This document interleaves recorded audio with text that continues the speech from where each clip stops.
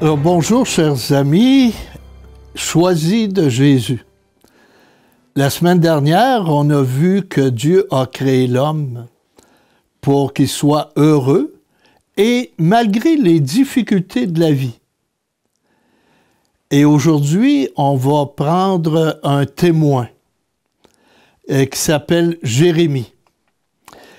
J'aime beaucoup l'Ancien Testament parce qu'il vient éclairer le Nouveau Testament.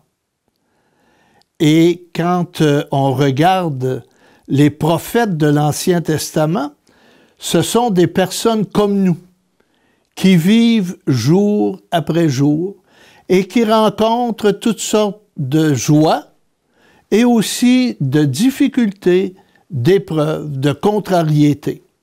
Puis ils vivent dans un milieu. Alors, Jérémie est un choisi de Dieu. Alors, quand on parle de choisi, il faut être au moins deux.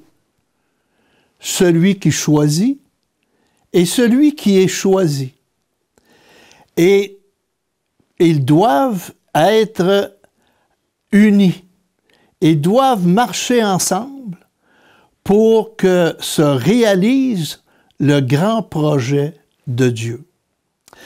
Jérémie est un homme dépressif, on pourrait dire bipolaire aujourd'hui.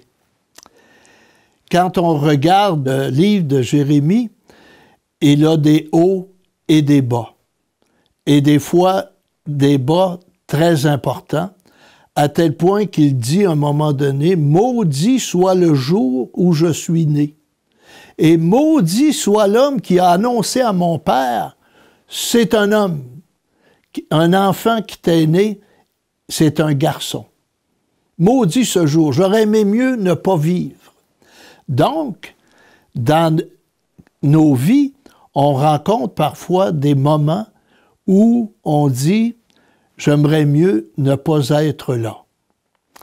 Mais quand on continue, quand on persévère, quand on marche avec celui qui nous a choisi, Dieu, il y a des choses qui vont se transformer, des choses qui vont arriver et qui vont nous pousser vers le meilleur. Alors, je commence par étudier la vocation de Jérémie. Il est appelé par Dieu. Et je vous lis, « La parole du Seigneur s'adressa à moi.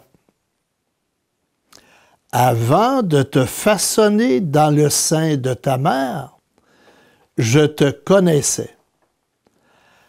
Avant que tu ne sortes de son ventre, je t'ai consacré. Je fais de toi un prophète pour les nations. Je dis, ah, Seigneur Dieu, je ne saurais parler, je suis trop jeune. Le Seigneur me dit, ne dis pas, je suis trop jeune. Partout où je t'envoie, tu y vas. Tout ce que je te commande, tu le dis. N'aie peur de personne. Je suis avec toi pour te libérer, oracle du Seigneur. » Quand on regarde ce texte court, on voit le programme d'un appel de Dieu. Et si on regarde de près, on voit 5 étapes. La première étape, et ça, on va voir ça dans beaucoup de textes de la parole de Dieu, et même dans notre vie.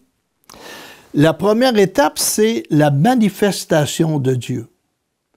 Dieu se présente à nous d'une façon particulière. Comment? Ça peut être un livre que je lis. Ça peut être un événement. Ça peut être une personne. Ça peut être encore une inspiration directe de Dieu. Donc, dans toute vie humaine, il y a des interpellations. Il y a des choses où, à un moment donné, on doit s'arrêter. Ici, Jérémie dit je prends conscience aujourd'hui que dès le sein de ma mère, Dieu avait les yeux sur moi. Je n'ai pas été créé pour rien. Il ne m'a pas donné la vie pour rien. Et toi qui écoutes aujourd'hui, c'est la même chose. Tu n'as pas été créé pour rien. Tu as une mission. Alors, c'est la première étape, prendre conscience que notre vie est voulue par Dieu. Et quand Dieu veut notre existence, il est là pour nous montrer un chemin, une mission. Alors, Jérémie, en deuxième étape, il voit la mission. Je fais de toi un prophète pour les nations. Et pourtant, comme je vous ai dit, Jérémie, un homme fragile, un homme qui n'a pas tellement confiance en lui-même. Imaginez-vous, prophète pour les nations. Il vit dans un petit patelin, et puis Dieu lui manifeste qu'il va avoir à prêcher ailleurs. Et c'est ce qui est arrivé avec la déportation. Il aura à prêcher ailleurs. Il a prêché dans son milieu, dans son pays et ailleurs. Et lui-même, devant cet appel qu'il ressent, il réagit. C'est la troisième étape. La personne se trouve des prétextes. Puis des fois, quand on voit une mission, quand on voit quelque chose à accomplir qui est grand, on se dit « Non, je ne suis pas capable. C'est trop pour moi. Un autre pourrait bien faire l'affaire. » On est porté à ça, parce qu'on veut rester dans notre tranquillité. Mais Dieu, lui, il a confiance en nous. Dieu, lui, qui nous choisit, va nous donner ce dont on a besoin. Et quand Jérémie dit « Je ne sais pas parler », ça veut dire quoi? C'est qu'il a 19-20 ans, à peu près. Et pour un Juif, à 19-20 ans, tu écoutes. Et tu ne prends pas la parole. Tu prends la parole vers 30 ans. C'est ça que Jésus a fait. À 30 ans, il se met à prêcher. Il a respecté ça. Tu sais, dans le peuple juif, même si lui était fils de Dieu, qu'il connaissait la parole et qu'il était lui-même la parole, eh bien, il suit ce qui se passe dans son peuple. Mais Dieu peut bouleverser ce sentiment que quand tu es jeune, tu écoutes. Il veut que Jérémie parle. Et Jérémie, qui prend conscience de sa pauvreté, dit, bien Seigneur, je ne suis pas capable. Et Dieu dit, non, ne dis pas, je suis trop jeune. Hein? Ce que je vais te dire, ce que je vais mettre dans ton cœur, je t'envoie pour que tu proclames ce que je te dis, pour réveiller le peuple dans lequel tu vis. Alors, chers amis, aujourd'hui, c'est un bel enseignement que nous recevons. Et dans les livres, quand on voit à plusieurs reprises « dis ton oui », bien, c'est ce qu'on parle aujourd'hui dans la parole de Dieu. Jérémie a dû dire oui. Il a dû répondre à l'appel de Dieu. Donc, dans tous les récits qu'on va voir des personnes choisies par Dieu, les prophètes, on va toujours voir 5 étapes. Et je vous invite à retenir, et puis même à les noter. Puis vous demandez, je suis rendu où Premièrement, est-ce que Dieu s'est manifesté dans ma vie? Et ça, c'est un événement important parce que souvent, Dieu se manifeste et on ne le voit pas parce qu'on est préoccupé par autre chose. On est ailleurs. Pour prendre conscience de la présence de Dieu, de la manifestation de Dieu, il faut savoir s'arrêter, méditer, prier, accueillir, ouvrir son cœur. Et dans les volumes, c'est toujours ça. Ouvre ton cœur. Écoute ce qui se passe. Donc, premièrement, la manifestation de Dieu.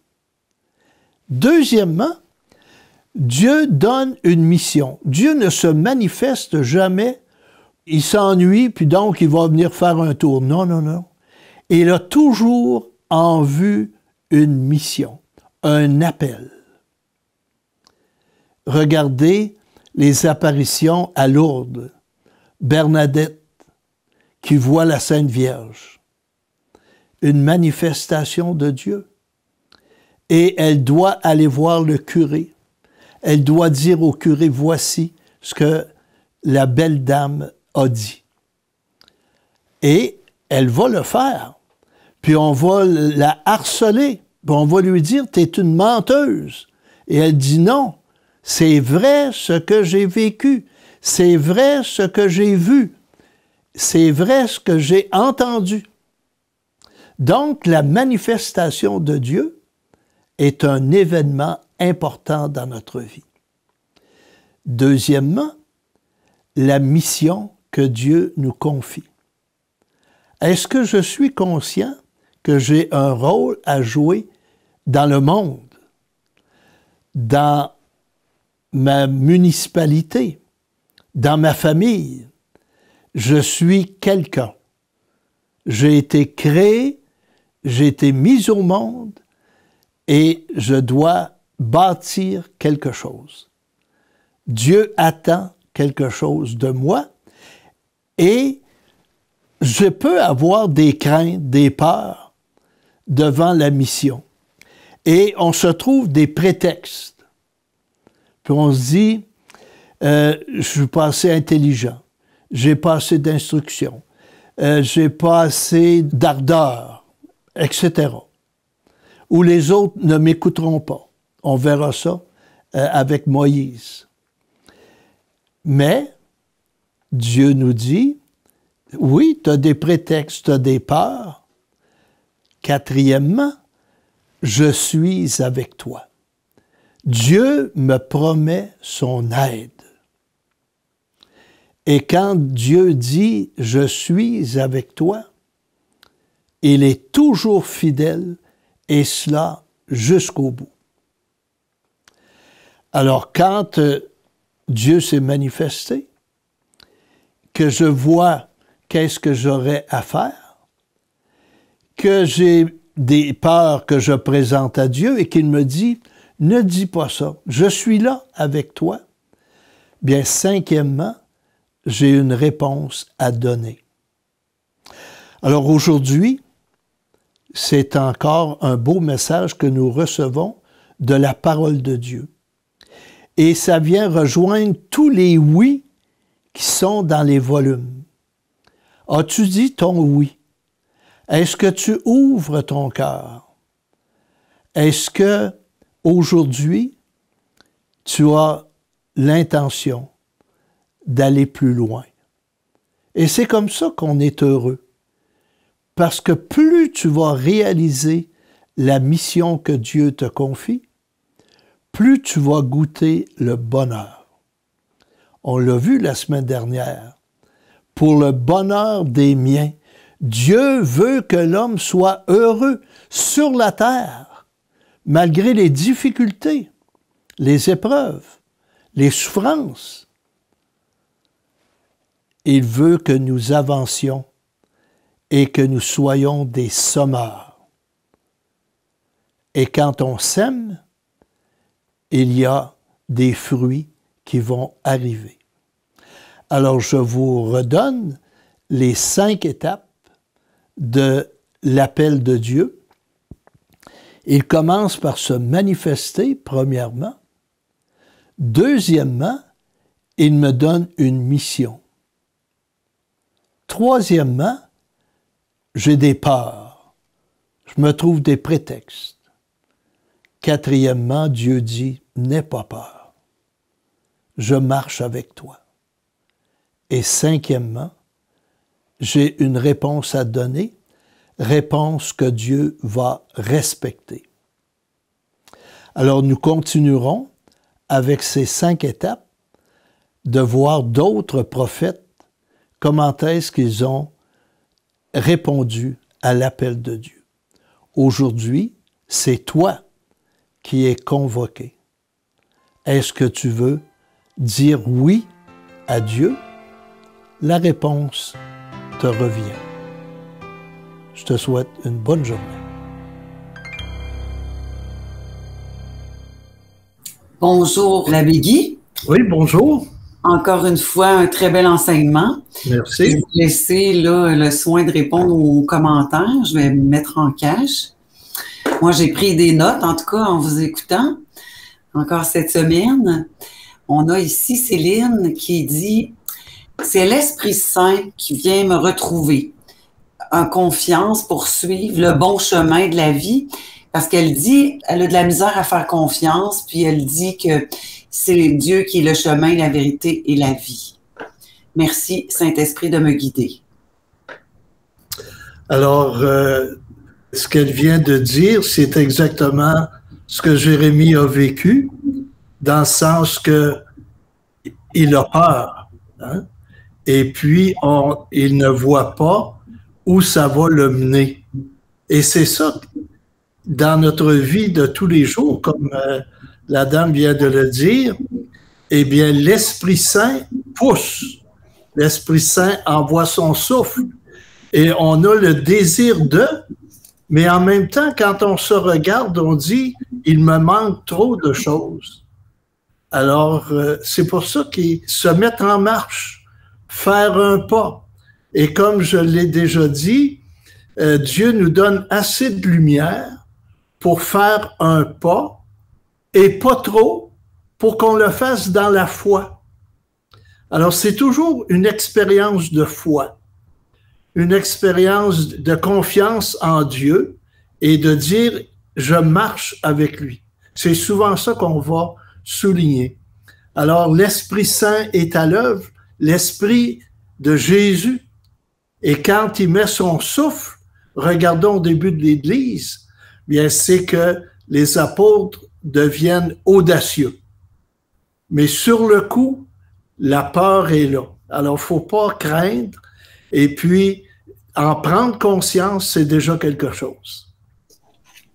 J'ai bien aimé aussi le fait que vous mentionniez que Jérémie, c'était quelqu'un qui était un peu bipolaire ou quelqu'un qui était un petit peu dépressif, puis que la grâce de Dieu vient comme suppléer à tout ça, hein, vient comme donner ce qu'il faut pour avancer, malgré toute l'humanité qui habite Jérémie, là, puis qui nous habite nous aussi, dans le fond. Exactement. Des fois, on se dit, bien, avec les limites que j'ai, je peux pas faire grand-chose. Même les handicapés. Moi, je connais un jeune homme, David Caron, un de mes anciens élèves, qui travaille avec des handicapés. Et c'est extraordinaire ce qu'il fait avec eux. Et ils sont heureux, ils sont joyeux. Tu sais, ils ne sont pas constamment centrés sur leur handicap, mais voici ce que je peux apporter. Et même certains sont choisis pour corder du bois. Mais quand vous regardez ces handicapés-là corder du bois, ils prennent le temps. Et puis, ils cordent le bois avec une précision incroyable. C'est beau de voir ça. Alors, c'est le groupe Probex à Sherbrooke. Et puis, je suis édifié de voir tout ce qu'ils font. Même, ils font des repas pour les personnes. Alors, on pourrait dire, ben, c'est des handicapés, ils sont capables de rien faire. Non, non, non. Ils les stimulent ils les invitent et eux, le matin, avec leur boîte à lunch, ils partent, ils s'en vont travailler comme tout le monde. Alors, ils sont valorisés et malgré leur handicap, ils goûtent un bonheur. Mais c'est beau. C'est parce qu'il y en a qui ont répondu à l'appel qu'il y a un service comme ça. Exactement. Comme vous avez dit dans votre enseignement, que suite à nos oui, que Dieu il a toujours en vue une mission, un appel qui nous amène. Des fois, on ne sait pas tout le temps où. Et qui que nous soyons, même les plus intelligents, puis les moins intelligents, les plus habiles manuellement, ceux qui ne le sont pas, alors c'est tout le monde. Hein? On a tous une mission, on a tous quelque chose à faire. Il y en a que c'est plus important, d'autres moins, mais quand tout le monde le fait, on est en train de construire quelque chose de beau. Vous avez dit aussi dans cet enseignement-là que quand on dit oui, dans le fond, Dieu, il nous dit qu'il est toujours avec nous puis qu'il est toujours fidèle. Il ne nous laissera pas dans cette mission-là. On a ici Louisa qui dit qu'au moment où on dit oui, c'est pour toujours. Même parfois, c'est pas toujours facile, mais on doit persévérer. Mm-hmm. C'est qu'on ne ressent pas toujours cette présence de Dieu. Et beaucoup de gens disent, bien moi, Dieu, je ne le sens pas. Tu n'es pas obligé. Hein?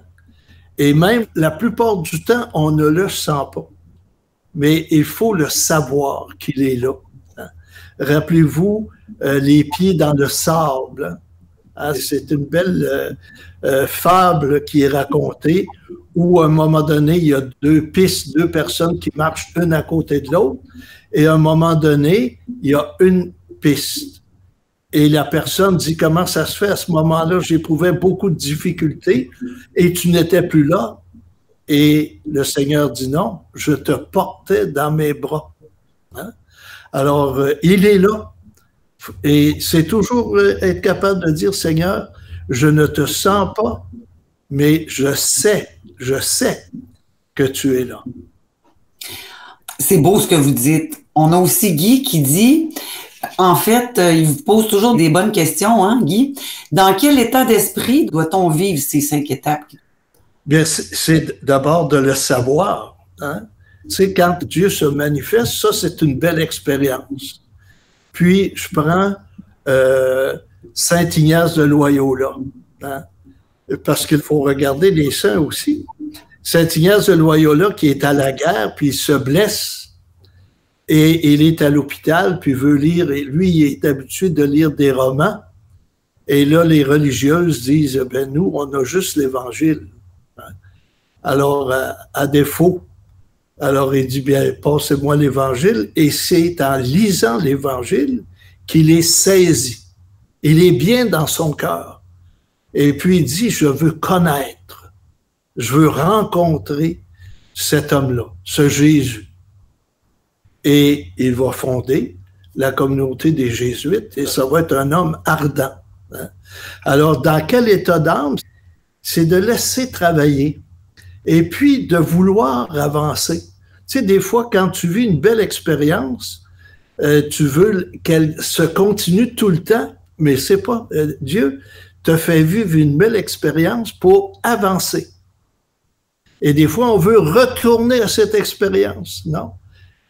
Continue, avance. Dieu s'est manifesté à un moment et puis tu étais bien, tu voyais. Là, après ça, à un moment donné, des fois, tu ne vois plus rien, tu ne sais plus où tu es rendu. Mais lui, il marche avec toi, puis je dirais qu'il te pousse un peu dans le dos, là. Alors, l'état d'âme, c'est « Seigneur, merci pour cette expérience et je sais que tu es là, ensemble. Dieu a besoin de moi, il a voulu ça, et moi, j'ai beaucoup besoin de lui. » Ça va être intéressant. En tout cas, c'est très clair, votre réponse. Ici, Georges nous dit « Bonsoir, comment ouvrir et disposer son cœur à l'action de Dieu? » Ça pourrait être une première question, là. Mm-hmm. Vous réafficherez la prochaine. Ouais. Ça dépend de tout le monde, mais une chose qui semble importante, c'est savoir s'arrêter. Quand tu es, je dirais, en boulimie d'activité, de travail, c'est dur de trouver du temps. Tu sais, à un moment donné, tu es tranquille, tu es assis, et puis tu penses à ta vie. Hein? Bien, c'est déjà une première étape. Alors, comment se mettre à la disposition de Dieu, puis même des fois dire, bien Seigneur, qu'est-ce que tu veux que je fasse? Et c'est une chanson, une belle chanson de Robert Lebel, Seigneur, que veux-tu que je fasse? Et quand tu disposes ton cœur, ne force rien. Tu sais, des fois, on dit, ben là c'est tout de suite, il faut que j'ai la réponse, puis il faut que j'ai... Non, ton cœur est ouvert. Puis, plus tard, on va voir l'expérience du prophète Osée, le prophète de l'amour. Comment est-ce que lui, il se met en état d'accueil?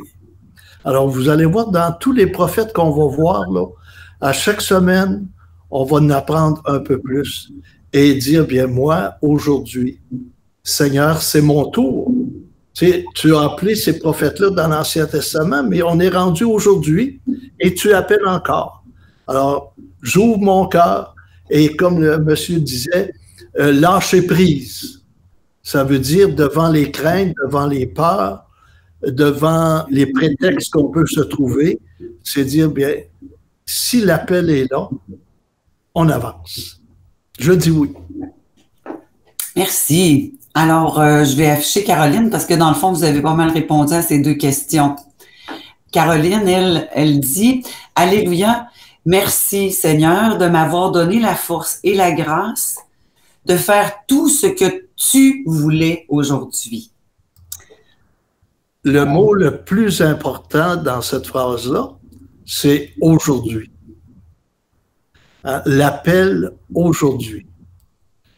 Et quand on marche aujourd'hui, on avance. Il y a des gens qui sont tournés vers le passé, qui vont pleurer leur passé et qui vont regretter leur passé, puis tu sais, ils n'avancent plus parce qu'ils sont préoccupés par leur passé. D'autres ont peur de l'avenir, puis ils se font des peurs, des angoisses, l'aujourd'hui. Et j'ai une belle phrase que j'avais déjà entendue dans une conférence qui dit ceci: « Le pain d'hier est moisi. Celui de demain n'est pas cuit.